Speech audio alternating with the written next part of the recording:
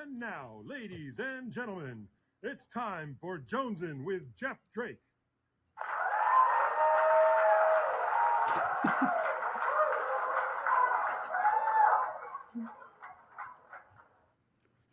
Hey kids, welcome to Jones with Jeff Drake. I'm your host, Jeff Drake, and we got a great episode lined up for you today. It's with Amanda Brix Toland, and we actually recorded her. I call her Mandy because that's sort of a diminutive nickname for Amanda, but I don't want to confuse you guys, so I'll be referring to her as Amanda Brix Toland throughout the episode. We recorded her a couple months ago, and it was great. There was a really bad echo on her audio, which was my fault, but I'm blaming Plonk, of course, because that's what we do around here. And we think we got it fixed. So Plonk thought the episode was so good, he wants us to reenact it almost exactly. And so he got some transcriptions of the episode, and so you'll see what's happening. But so Amanda Brix Toland, like I told you guys before, if you said before, she's she's a singer and an actress, and she was Miss Thick of the Night, I think, in 1983. She was married to a rock star. What an interesting life she is. What a talented woman. And she's also one of the three cool Hollywood chicks on Mount Crushmore, her, Iris Berry, and Pleasant Gayman. And I'll have Iris and Pleasant on the show at another time. But tonight it's all about Amanda Brix Toland. And welcome to the show, Amanda Brix Toland. Thank you, Jeff. Well, it's great to have you here, Mandy. Amanda Brix Toland, I mean. It's really good to see you, and I'm really happy to be here. Yeah, we have a lot to talk about. You know what, Plonk, this isn't working. Mandy, forget about that. That's just dumb. Sorry, Okay, Plonk. good. Your dreams are crushed. But anyway, Mandy, it's great to have you on the show, Amanda Brix Toland. Thank you. So, so we had to do this again because the last time you had the horrible echo on your voice, on your audio. It was my fault. It's actually Plonk's fault. He's used to getting blamed. That's, like I said, that's sort of how we do things here. But I wanted to start with talking about how we met. I think, I don't know if you've ever heard this part, but when I moved up to Hollywood and lived with Nikki Beat in 1983, the guys in the band decided that I needed to have a Hollywood girlfriend. And John James and Reese Williams, they said, you should either get together with Tex from Tex and the Horseheads or Mandy. And I knew who Tex was because we'd done some shows with them, but I didn't know Mandy. And then right after that, like it was Kismet or something, I met you at a party at Who's Who. Do you remember that? Does that ring a bell? I remember that it happened, but I don't remember it. Well, it definitely happened because we know each other Okay, now. I know. I just remember we were both really shy. Yes. Don't you think we were both really shy? Yeah. Yes. We were young too, much younger. We were Although you still young. look like a teenager. Oh my gosh, thank you, but that's not true. Anyway, yeah. Yeah, I just remember like you were so mysterious, but also very sweet and accessible. A very weird combination of Very weird. opposites. The mysterious must have been the sunglasses, and the rest of it was probably just me being on drugs. But, the Who's Who was this crazy, like, I think it used to be a hotel, and it turned into an apartment building, and there was all these wild girls that lived there, and they would be smoking Quaaludes and stuff, and I used to love to go hang out there because it was just a big party all the time with musicians, and there was this guy named Reynard who wore a trench coat that was selling loads out by the pool, and that's where I met you, and I used to have a lot of fun when I went there. Yeah, it was really fun. Oh yeah. Oh my gosh, so much fun with Karen and running around. Do you remember Shannon? My old friend Shannon. Oh my God. And yeah, Sevi. Sandra Christensen. Yeah. She was very nice. She was a dancer. Yeah. A lot of talented people, a lot of fun people. Like I said, a lot of partying, a lot of fun. And then we sort of hit it off and had kind of a good chemistry. We ran around together for a while. And you had a waitressing job at Carlos and and Pepe's. Pepe's. Yeah, right? cocktail waitress. Yeah. Yes, and I used to come meet you at the restaurant when it was time for you to get off, and we'd go next door to this bar called the Gaslight and get really drunk, and then we'd Right. usually end up back at your house, and I would sleep down in your mom's office because we weren't sleeping together. We were very, respectful of each other's. I wasn't really crazy about that, but that's sort of the way it Right. was. You want to tell the story about how your mom found me down there one morning unexpectedly?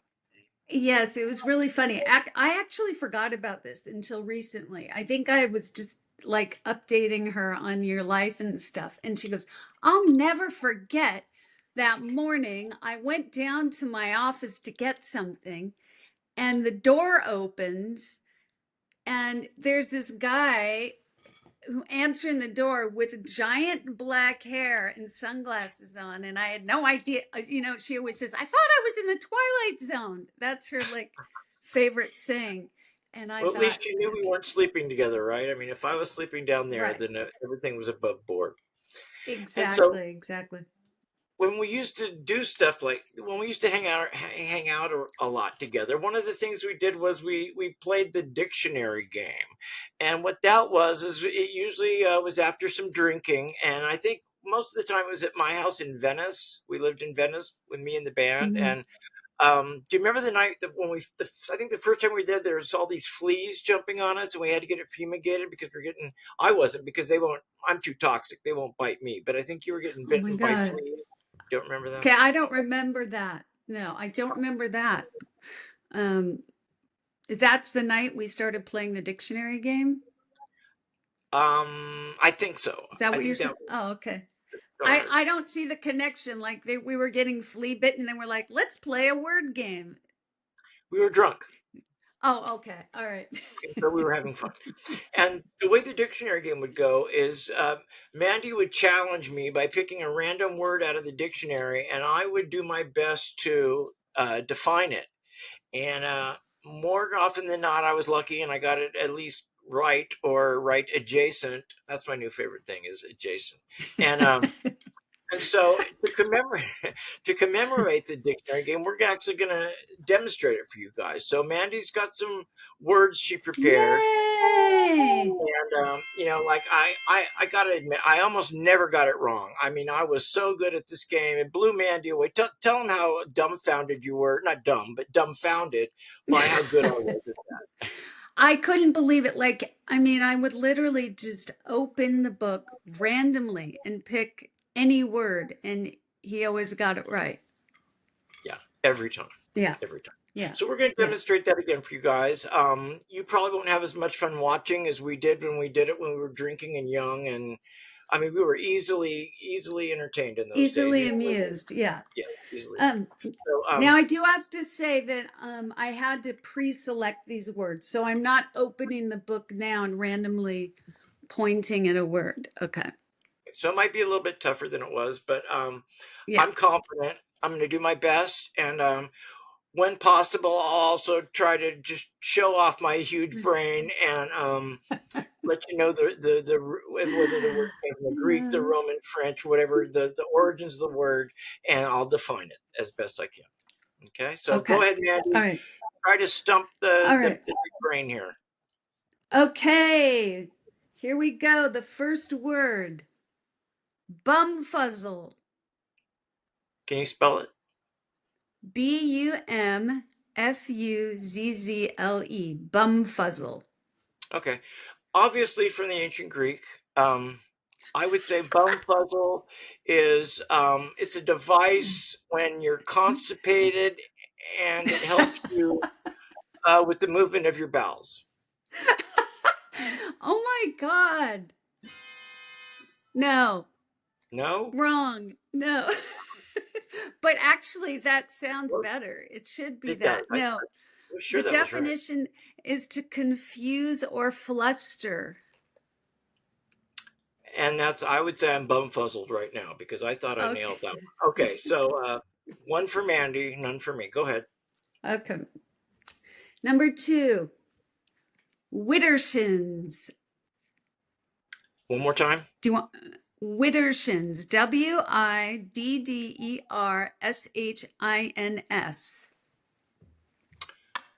That's obviously from the Latin this time. I would say it's let's see, some winter clothing, probably worn on the upper part of your body, maybe lined with wool. No. No. No, It you're wait, cheating. wait, I almost forgot. Can you hear that? That wonderful sound No, effect? do it again. Um, okay, sorry, I have to put my word back. No, widdershins. This is another way to say something is moving counterclockwise or something is moving in the wrong direction. Okay, I'll pretend I believe you. Go ahead. Okay, so I'm 0 for 2. Okay. Mandy's got 2, and my big brain's shrinking as we're doing this. So Uh, none for me. okay. Number 3, wabbit. Come on. That's from the Anglo-Saxon. It's a small rodent-like animal. It's a mammal. Long ears, little Anglo-Saxon. cottontail. Like the Easter rabbit, like a bunny, No, basically. no, it said no, this isn't referring to a wascally wabbit. It is a Scottish term for being exhausted. Oh, so now you're asking me Scottish slang words? I'm not sure that's part of the game, but okay. I'll take 0 for 3 now. I'm feeling less Okay. All confident right. with every new word here. I don't know what's going on. I don't know if we need to be in a closet. Maybe in the closet we were having like brain energy, like I was sending you the definition of the word. When we're Okay. done with the game, we'll let everyone know why the closet is funny. But okay, Okay. I think maybe All I right. killed off a little too many brain cells, and I'm not as good as I used to be. Try it again. Well, a couple more. Bloviate. Bloviate. Bloviate. Bloviate. Yes. I think that's when you sort of bluster and tell lies and sort of, I don't know, blow your own horn, kind of just, shoot your mouth off kind of thing, right? Yes. Yes. Okay, I got one right. Okay.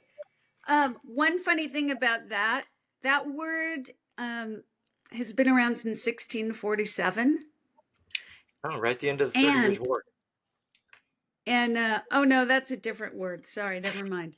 Oh, but the noun of bloviate is bloviation, and I thought what a great name for a band would be Bloviation Nation. Wow, that is good. Are you thinking Okay. about making a comeback? Yeah. Okay, let's see. Do you want another one? Couple more, yeah. I feel like I'm on a roll now. I got one. Okay. Slumgullion. Did you intentionally pick some hard ones? I liked it better when you just sort of randomly opened it up because I had fixed that dictionary so it would open up to I words that I knew. I never told you that I part, know. but Okay. say it again. Oh, okay. Slumgullion. Do you want me to spell it? Yeah, please. Slumgullion. Okay. That's sort of a compound word. I think it's from the Spanish. It's like on these ships they had in the not Middle Ages, but after that, like maybe 17th, 18th century, called galleons, and they would have like the quarters of the galley slaves on there, and they would call it like a slum galleon, right? No, but gosh, you're really good. This is a cheap meat stew. Oh, I wasn't even close. No, So I but think it was a good I've gotten answer. 1 out of 6. I think. Is there one more? There's I one don't know if I more. should take much more humiliation. This is my favorite one. Okay. Um, it sounds like a word that the Cramps would have used. And you love the crap. Psychocomp. Psychocomp. Psychoconf, like Mein Kampf. No, psychocomp with a P at the end. Oh, with a P at the end. Psychoconf. Yeah. That's when a crazy person gives you a free pass to something? Is that no? I have no idea. No. Okay. It's a figure from mythology, religion, and folklore who guides souls to the afterlife. Oh, okay. Enough of that. Enough of that dictionary game. Okay. That wasn't nearly as fun and interesting as I thought it would be. I've obviously lost a step. Um, I no, I thought it was really fun. You did a great job. You're very entertaining and very Yeah, the object convincing. was to find the words, and I think I sort of blew it. But anyway, No. so Okay. let's quick segue into something interesting. So when the house I lived in Venice, actually, the reason why you said closet was because my bedroom was a closet, and it was a little walk-in closet about, oh, I don't know, 4 feet wide and maybe 6 feet deep. It had a little shelf at the end and actually a window I could see outside, and it was just big enough for a single mattress, and I could hang my clothes on the rack above it, I had a few books, put those up on the shelf, and that's where I lived, right? Yep. Yeah. And it And was we would hang out fun. in there and play the dictionary game, and it was God perfect knows for us. what else. Yeah, I don't even know what else was going on in there, but yeah, it was fun. Now, what was right outside of the closet? Was there a bedroom there? Yeah, that was Ed's Who's bedroom. There was a one-bedroom house, and that was Ed's bedroom. So you had to walk through his bedroom to get to your closet? Right, he wasn't there very much. He Okay. worked a lot, and then he had a girlfriend that he stayed with, so he wasn't there very much. Oh, Um, okay. so I probably could have slept in his bed if I wanted to, but I was more respectful than that. I didn't do that. But then Johnny Sage moved in there, right? Eventually, the whole band moved in there. Into There the were closet or into the house?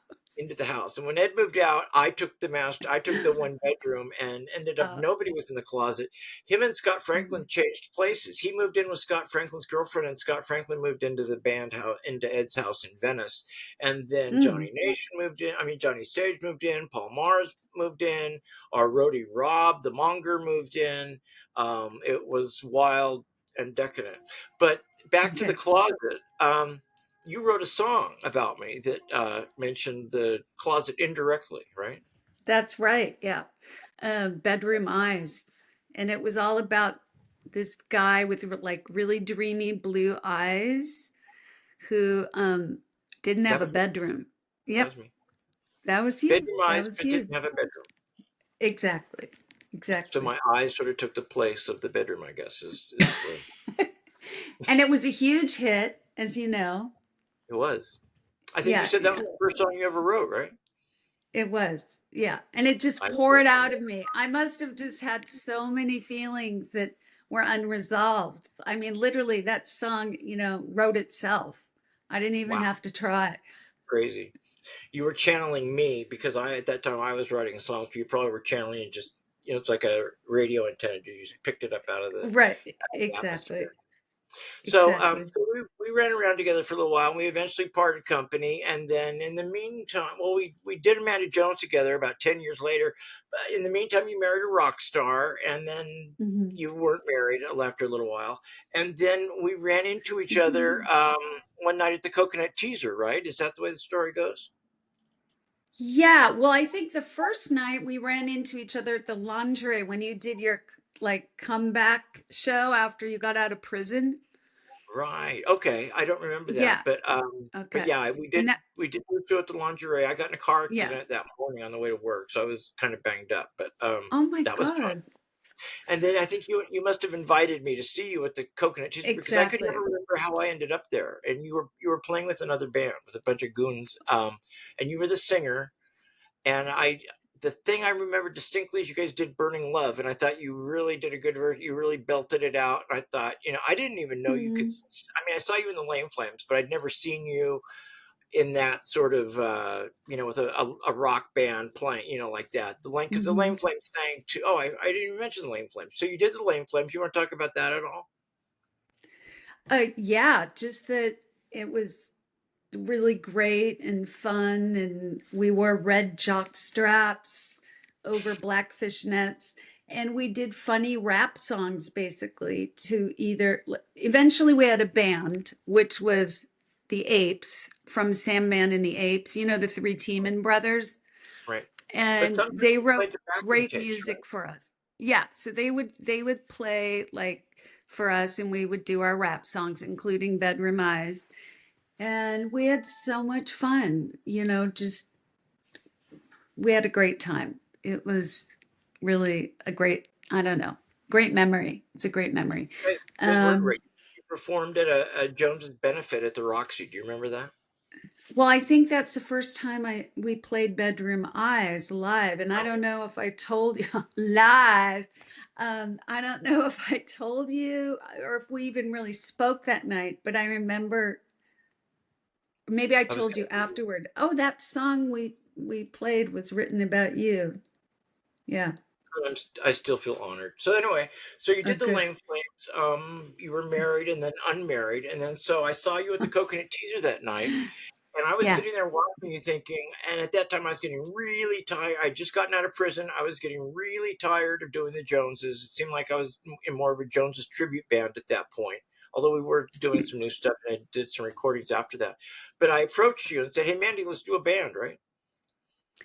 Yeah, and at first I didn't even really believe you, or I thought maybe you were being sarcastic, but of course I said yes, and it was it was great. I mean, it didn't exactly turn out the way we planned, but it was a great experience. I had a great time working with you, and I think we wrote really great songs.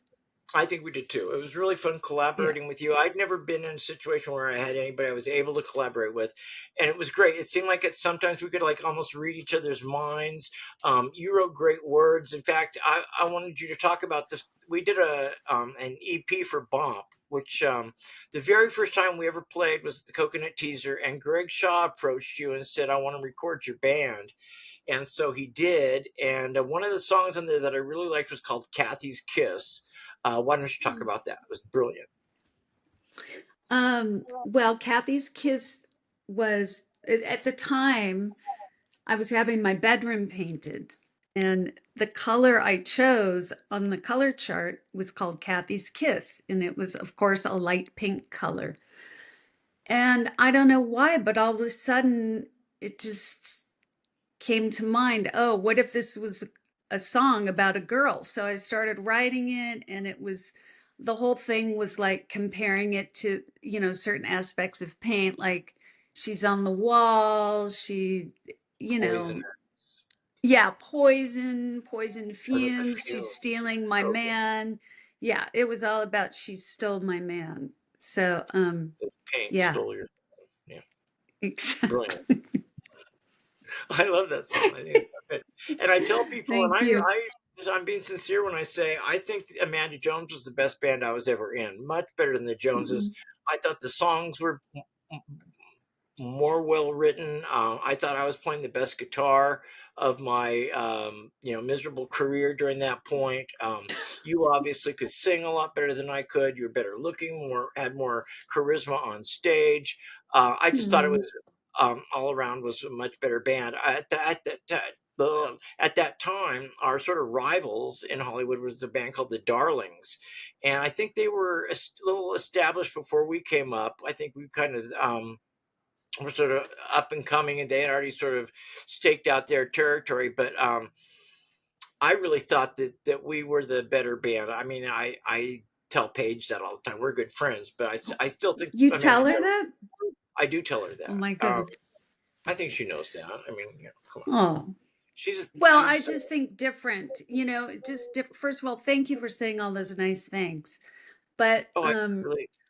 Well, Paige, I you think of know, Paige more like the female Iggy Pop, and you were more sort of a Debbie Harry type. I think. I think that would be and Penelope Houston. I think that would be a good comparison. thank you. Oh my gosh, I love to be in that company. I've always thought of myself as like Marilyn Munster. Like, you know, like Then a little not girl in a quite peck of cool fruits. enough. Like I'm not really cool enough, but I want to be around all the monsters, but they think I'm weird. And just that's, I think, my spirit animal. But so, yeah, I always admired Paige's ability to be like the female Iggy Pop because Yeah. I love Iggy Pop, but I could never. I don't think I could crawl around on the stage. I'm too much of a germaphobe.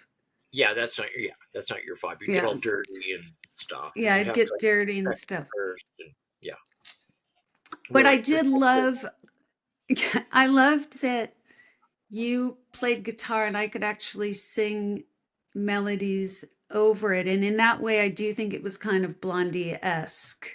Not that I would ever say I was as good as Debbie Harry, but yeah, I think that was she was a good role model for that.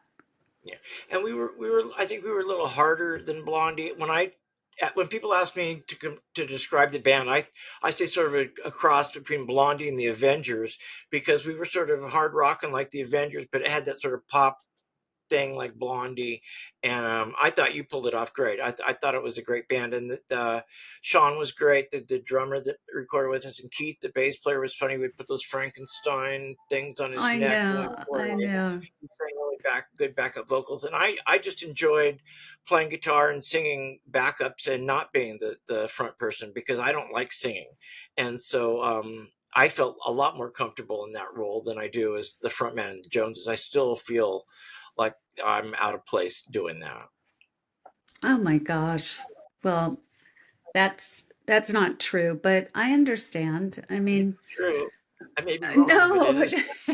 I mean, that's part of your persona up there, you know, like I tried to say this the first time we I'd did rather this be someplace else. Is podcast. that the vibe I'm giving No, off I when I didn't sing? mean, no, but it's just like you're not going to jump up in the air and do the splits or, something like, or play the guitar with your teeth or whatever. That you're very understated. But Understated. Boring is what you're trying to say, right? no, but I want to add that none of this, we didn't try to be like Blondie. I think this was more just like what we ended up sounding like when we combined all of our abilities. Right. Like, I We just weren't want to make trying. that Right. clear. Right. Yeah, We we weren't weren't trying like, to do that. That's just yeah, when I describe the band to people, those are reference points I use just to give them an idea of what I think the band sounded like. We didn't yeah, try to do that. When I thought about us playing together, it was in the mid 90s, and there was a lot of female fronted stuff going on, like Garbage and No Doubt, and all that stuff was very popular. And I thought the time was right I thought we made a good combination. We wrote Songquill together, all that stuff. And I think we were a great band. It's too bad things didn't work out. Like I said, the last time we recorded, I just proved once again that I liked doing heroin more than I liked being in the band, because I had to go away to rehab, and that sort of put an exclamation point on the end of the band. But yeah, it was great. I loved it. Um, I wish we would have done that second record that we had all the material for, and it just never happened. yeah, yeah. Oh, by the way, do you remember that the guy who engineered or maybe was mixing our EP, he had just worked with No Doubt. He had just mixed their record or engineered their record too. I don't. Do Was you that the remember place that? over by LA City College? Do you But remember? near Western, it was like Yeah. right off of Western. Yeah, yeah, And then we finished up at Greg Keen's studio in. I know I did some guitar overdubs at Greg Keen's studio in Culver City, yeah, right? yeah, yeah.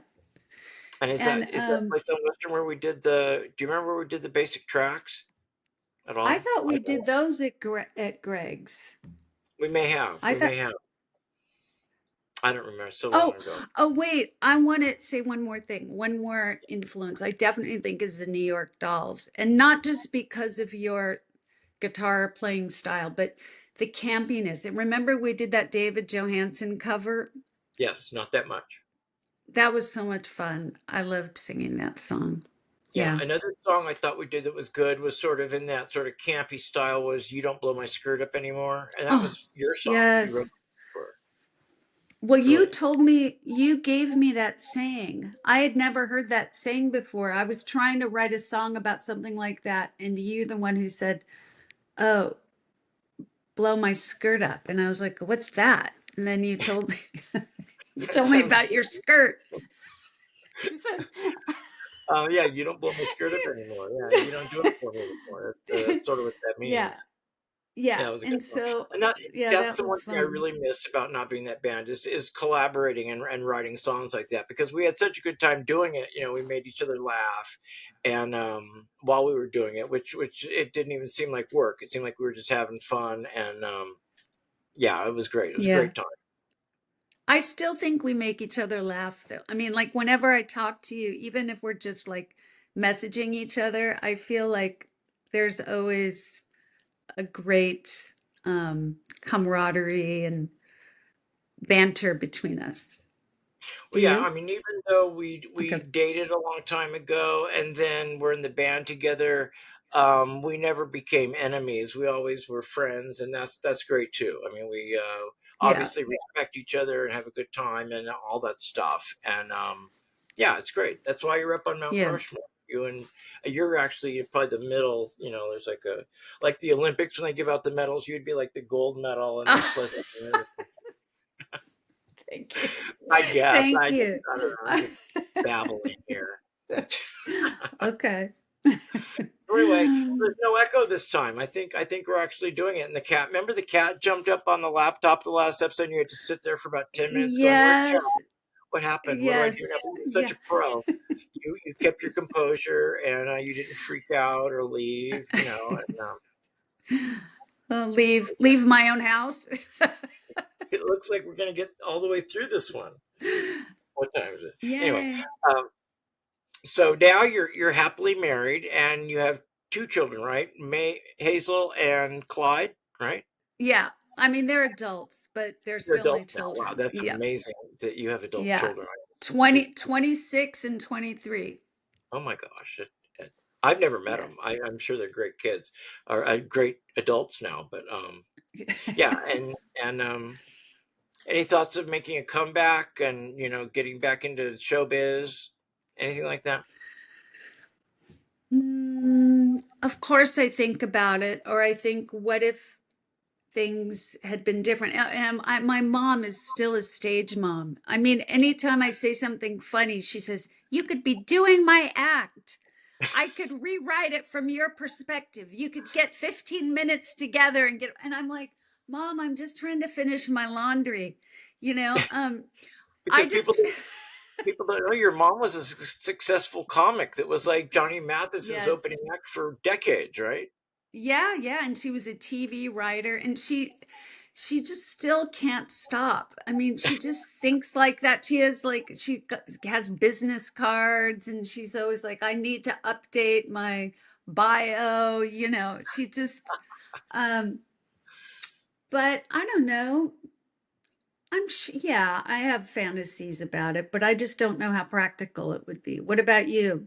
Well, you're still doing it. I'm still trying. I mean, I'm still beating my head against the Okay. wall. It's all bloody now, and but you've sort of landed in a safe, nice place. You're happily married. You've got a nice Yeah. house, and Yes. I'm still. Well, I don't want to talk about what I do because it's heartbreaking. But Oh. yeah. So anyway, I feel like we gave it a good shot. I mean, at least there's that EP that we made. So there's like a record a record and a CD, not really a record, a Right. CD and you know what I'm saying.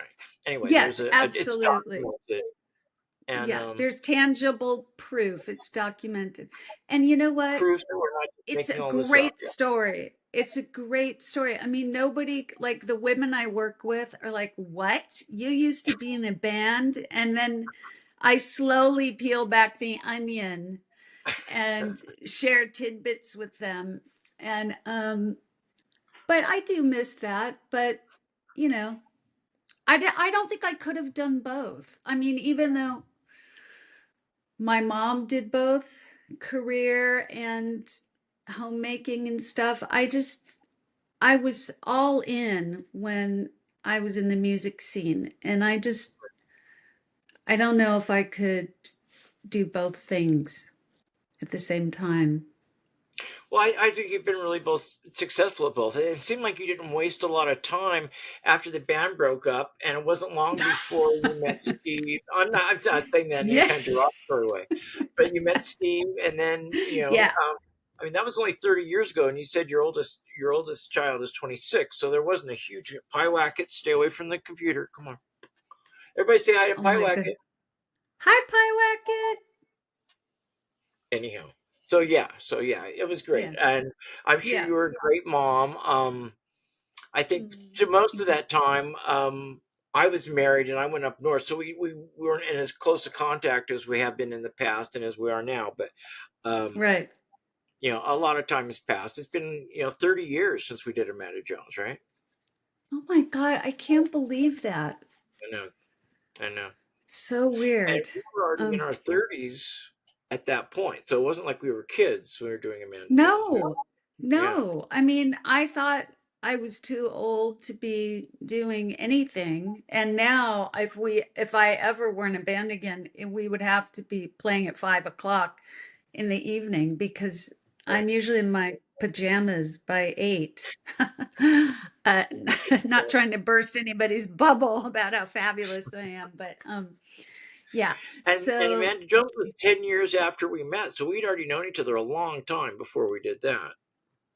yeah, yeah, And the idea, definitely. I have to admit, the idea never even entered my mind. I knew you had sung with the Lame Flames and stuff, but I didn't know you really had, dreams of doing that anymore or whatever. And then I saw you that night at the Coconut Teaser, and I couldn't believe how good you were. And I just immediately thought we've got to do something together because you're right, we always had that good chemistry. I had no idea we were going to be able to collaborate as well as we did because we had never written a song together. But they seemed like they came fast and easy when we were doing that. Even Yeah. even up until the end. Oh, yeah, definitely. I agree. And I thank you for that and for giving me that chance to do that because, you know, the music scene is very much a boys' club, I think, even though it's supposedly progressive and, all that stuff, but it's hard to get taken seriously. At least it was for me. I don't think anybody ever really thought of me as anything, seriously as a singer. Um, and you gave me that chance, and I really appreciate that. Well, I couldn't have done it without you, Mandy. You were just as important to the whole equation, and most of the great songs that we did, they were your words, your ideas, and stuff. I was a lot of the time I was just putting music to stuff that you had written, and we did collaborate on some words and some ideas, but a lot of it was just you with me, sort of translating your ideas and your words into songs. So, I it wasn't all me. It was you were the Yeah. front person. It was you were the Amanda of Amanda Jones for crying out loud. Yeah. Yeah. I guess I was. Was I the Amanda Brix Toland of Amanda You were Jones? you were the Amanda Brix Toland of Amanda Jones. Although at that time you were Okay. just Amanda Brix. Yeah. Okay. So anyway, it's been great having you back, Mandy. Maybe we'll do this again. Plunk's been talking about maybe having you on as a recurring guest or something. I think that would be great. I love having you on the show. Like I said, you always make me laugh, and anyway, it's been great seeing and talking to you again. There's no echo, so maybe Yay. maybe people will be able to sit all the way through this one. Okay, good. Thank you, Jeff. Thanks again. You're welcome, Mandy. Thanks so much for being on the show, and Okay. have a great rest of your day. You too. Bye. Bye now. Hey kids, if you enjoy what we're doing here at Jonesing with Jeff Drake, please help support the show. It costs a lot of money to do it, and we don't sell ads, and we're broke. So please go to Patreon and support the show so we can continue to bring you this high class entertainment. Thanks for your attention.